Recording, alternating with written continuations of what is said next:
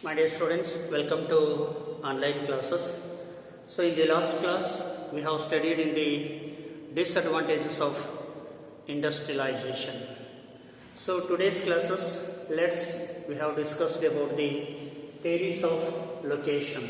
ಆತ್ಮೀಯ ವಿದ್ಯಾರ್ಥಿಗಳೇ, ಸೊ ಕಳೆದ ತರಗತಿಯಲ್ಲಿ ನಾವು ಕೈಗಾರಿಕೆಗಳ ಕೇಂದ್ರೀಕರಣದ ಅನಾನುಕೂಲತೆಗಳು ಅಥವಾ ದುಷ್ಪ್ರಯೋಜನಗಳನ್ನು ಕುರಿತು ಚರ್ಚಿಸ್ತಾ ಇದ್ವಿ.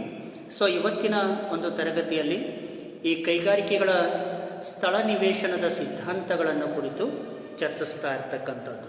So the classical economists like Adam Smith, J.S. Mill and others could not develop a systematic theory of industrial location, as they could not consider all the factors influencing location of an industries.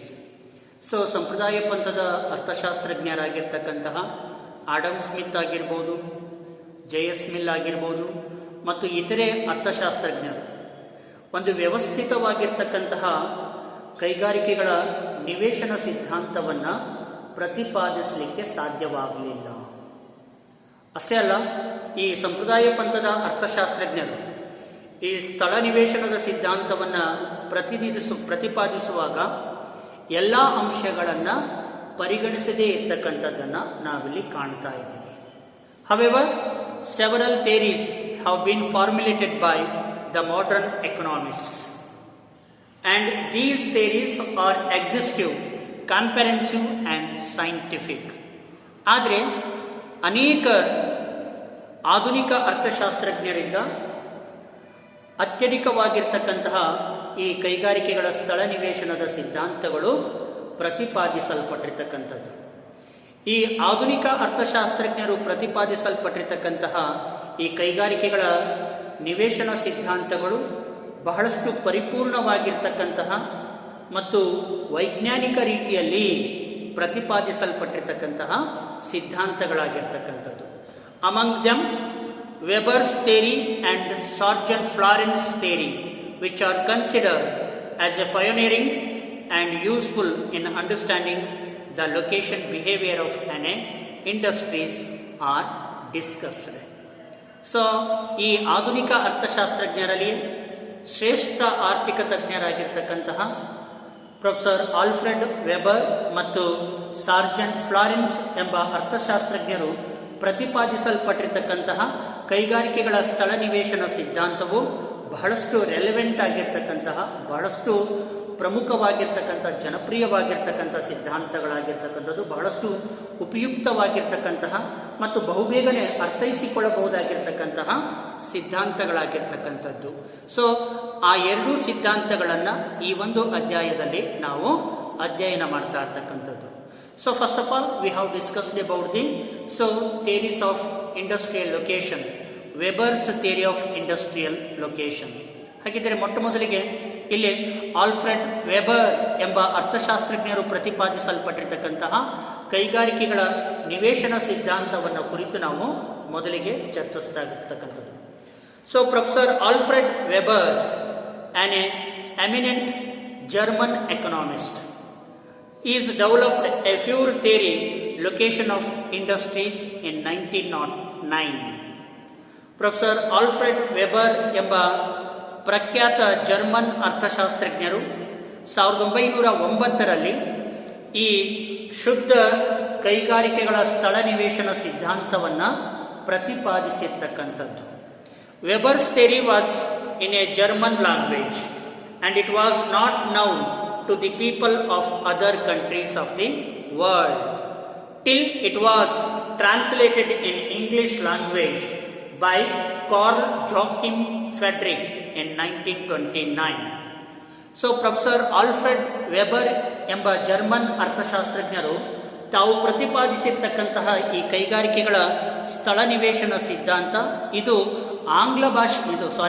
German ಭಾಷೆಯಲ್ಲಿ ಪ್ರತಿಪಾದಿಸಲ್ಪಟ್ಟಿರ್ತಕ್ಕಂಥದ್ದು.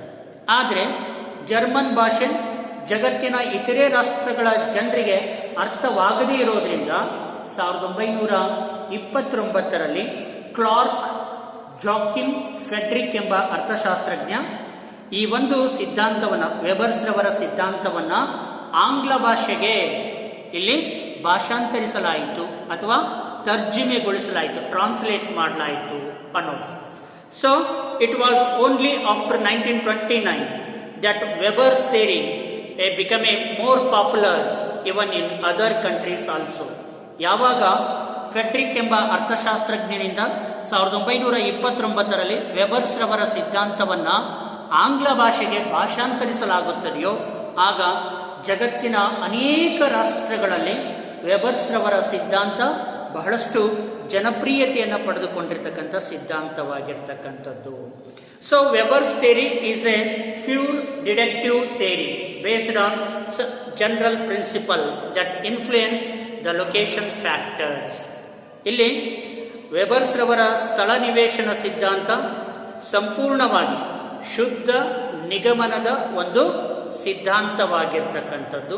ಅಷ್ಟೇ ಅಲ್ಲ, ಈ ಸಾಮಾನ್ಯ ತತ್ವಗಳ ಆಧಾರದ ಮೇಲೆ, ಸಾಮಾನ್ಯ ಅಂಶಗಳನ್ನು ಆಧಾರವಾಗಿಟ್ಟುಕೊಂಡು ಈ ಸ್ಥಳ ನಿವೇಶನ ಸಿದ್ಧಾಂತವನ್ನು ವೆಬರ್ಸ್ ರವರು ಪ್ರತಿಪಾದಿಸಲ್ಪಟ್ಟಿರ್ತಕ್ಕಂಥದ್ದನ್ನು ನಾವು ಕಾಣ್ತಾ ಇದ್ವಿ. Weber's theory is a pure deductive theory based on general principle that influence the location factors. ಇಲ್ಲಿ ಈ ಸ್ಥಳ ನಿವೇಶನದ ಮೇಲೆ ಪ್ರಭಾವ ಬೀರ್ತಕ್ಕಂಥ ಅಂಶಗಳಲ್ಲಿ ಸಾಮಾನ್ಯ ತತ್ವಗಳ ಆಧಾರದ ಮೇಲೆ, ಶುದ್ಧ ಒಂದು ನಿಗಮನದ ಆಧಾರದ ಮೇಲೆ ವೆಬರ್ಸ್ ತಮ್ಮ ಸಿದ್ಧಾಂತವನ್ನು ಪ್ರತಿಪಾದಿಸಲ್ಪಟ್ಟಿರ್ತಕ್ಕಂಥದ್ದು. His theory is based upon a deductive analysis of the factors causing location of a particular industries at a certain geographical location. ಇಲ್ಲಿ ವೆಬರ್ಸ್ ರವರ ಸಿದ್ಧಾಂತ ಬಹುತೇಕವಾಗಿ ಈ ನಿಗಮನದ ವಿಶ್ಲೇಷಣೆಯ ಆಧಾರದ ಮೇಲೆ ಪ್ರತಿಪಾದಿಸಲ್ಪಟ್ಟಿರ್ತಕ್ಕಂಥದ್ದು ಮತ್ತು ಸ್ಥಳ ನಿವೇಶನದ ಒಂದು ಸಿದ್ಧಾಂತವು ಈ ಸ್ಥಳ ನಿವೇಶನದ ಮೇಲೆ ಪ್ರಭಾವ ಬೀರ್ತಕ್ಕಂತಹ ಅಂಶಗಳು ಮತ್ತು ಕಾರಣಗಳ ಆಧಾರದ ಮೇಲೆ ವೆಬರ್ಸ್ ತಮ್ಮ ಸಿದ್ಧಾಂತವನ್ನು ಪ್ರತಿಪಾದಿಸಲ್ಪಟ್ಟಿರ್ತಕ್ಕಂಥದ್ದನ್ನು ನಾವು ಅಲ್ಲಗಳೆಯೋ ಹಾಗಿಲ್ಲ. His theories is a based upon a deductive analysis of the factor causing. So ಕೆಲವೊಂದಿಷ್ಟು ಪ್ರಮುಖ ಸಾಮಾನ್ಯ ಅಂಶಗಳ ಕಾರಣದ ಆಧಾರದ ಮೇಲೆ ಈ ಒಂದು ಸ್ಥಳ ನಿವೇಶನ ಸಿದ್ಧಾಂತವನ್ನು ವೆಬರ್ಸ್ ಅವರು ಪ್ರತಿಪಾದಿಸಿರ್ತಕ್ಕಂಥದ್ದು. So location of a particular industries at a certain geographical location. ಇಲ್ಲಿ ಸ್ಥಳ ನಿವೇಶನ ಭೌಗೋಳಿಕ ಒಂದು ನಿರ್ದಿಷ್ಟ ಸ್ಥಳದ ಆಧಾರದ ಮೇಲೆ, ಸನ್ನಿವೇಶದ ಆಧಾರದ ಮೇಲೆ ಈ ಒಂದು ಸಿದ್ಧಾಂತವನ್ನು ಪ್ರತಿಪಾದಿಸಲ್ಪಟ್ಟಿರ್ತಕ್ಕಂಥದ್ದು. Next, assumption of the theory. Weber's ರವರು ತಮ್ಮ ಕೈಗಾರಿಕಾ ಸ್ಥಳ ನಿವೇಶನ ಸಿದ್ಧಾಂತವನ್ನು ಪ್ರತಿಪಾದಿಸಬೇಕಾದ್ರೆ ಕೆಲವೊಂದಿಷ್ಟು ಕಲ್ಪನೆಗಳನ್ನು ಆಧಾರವಾಗಿಟ್ಟುಕೊಂಡು ತಮ್ಮ ಸಿದ್ಧಾಂತವನ್ನು ವಿಶ್ಲೇಷಣೆ ಮಾಡಿರ್ತಕ್ಕಂಥದ್ದು. So Weber's made the following assumption in his theory. ಕೆಲವೊಂದಿಷ್ಟು ಕಲ್ಪನೆಗಳನ್ನು ಆಧಾರವಾಗಿಟ್ಟುಕೊಂಡು ವೆಬರ್ಸ್ ತಮ್ಮ ಸಿದ್ಧಾಂತವನ್ನು ವಿಶ್ಲೇಷಣೆ ಮಾಡಿರ್ತಕ್ಕಂಥದ್ದು. So the first assumption, the situation and size of consuming center are fixed. ಇಲ್ಲಿ ಅನುಭೋಗ ಕೇಂದ್ರಗಳ ಗಾತ್ರ ಮತ್ತು ಸನ್ನಿವೇಶ ಸ್ಥಿರವಾಗಿರುತ್ತೆ ಎಂಬ ಕಲ್ಪನೆಯನ್ನು ಆಧಾರವಾಗಿ ಇಟ್ಟುಕೊಂಡಿರ್ತಕ್ಕಂಥದ್ದು. The situation and size of consuming centers are fixed. So this is the first assumption. Second assumption, the cost of raw materials is the same at place even though there is uneven distribution of deposit of raw materials. ಇಲ್ಲಿ ಕಚ್ಚಾ ಸರಕುಗಳ ವೆಚ್ಚ ಎಲ್ಲ ಪ್ರದೇಶಗಳಲ್ಲಿ ಒಂದೇ ರೀತಿ ಇರುತ್ತೆ. ಅಂದರೆ ಹಂಚಿಕೆ ಆಗದೇ ಇರತಕ್ಕಂತಹ ಪ್ರದೇಶಗಳಲ್ಲಿ ಈ ಕಚ್ಚಾ ಸರಕುಗಳ ವೆಚ್ಚ ಒಂದೇ ರೀತಿಯಾಗಿರುತ್ತೆ ಎಂಬ ಕಲ್ಪನೆಯನ್ನು ಮಾಡಿಕೊಳ್ಳಲಾಗಿರ್ತಕ್ಕಂಥದ್ದು. And next, third assumption is there are fixed centers of labor supply. There are fixed center of labor supply and they have unlimited supply of labor at a fixed wage rates and labor is immobile. ಇಲ್ಲಿ ಶ್ರಮದ ಪೂರೈಕೆಯ ಕೇಂದ್ರಗಳು ಯಾವಾಗಲೂ ಸ್ಥಿರವಾಗಿರ್ತವೆ ಮತ್ತು ಅನಿಯಮಿತ ರೀತಿಯಲ್ಲಿ ಶ್ರಮವನ್ನು ಪೂರೈಕೆ ಮಾಡತಕ್ಕಂಥದ್ದು ಮತ್ತು ಸ್ಥಿರವಾದ ಕೂಲಿಯ ದರದಲ್ಲಿ ಈ ಅನಿಯಮಿತ ರೀತಿಯಲ್ಲಿ ಕಾರ್ಮಿಕರನ್ನ ಪೂರೈಕೆ ಮಾಡತಕ್ಕಂಥದ್ದು. ಹಾಗೆಯೇ ಕಾರ್ಮಿಕರ ಚಲನವಲನ ಇಲ್ಲಿ ಸ್ಥಿರವಾಗಿರುತ್ತೆ. ಕಾರ್ಮಿಕರು ವಲಸೆ ಹೋಗದೆ ಅಲ್ಲಿ ಸ್ಥಿರವಾಗಿಯೇ ಉಳಿದುಕೊಳ್ತಕ್ಕಂಥ ಸನ್ನಿವೇಶವನ್ನ ನಾವಿಲ್ಲಿ ಕಾಣಬಹುದು. ಇದು ಮೂರನೆಯ ಕಲ್ಪನೆ.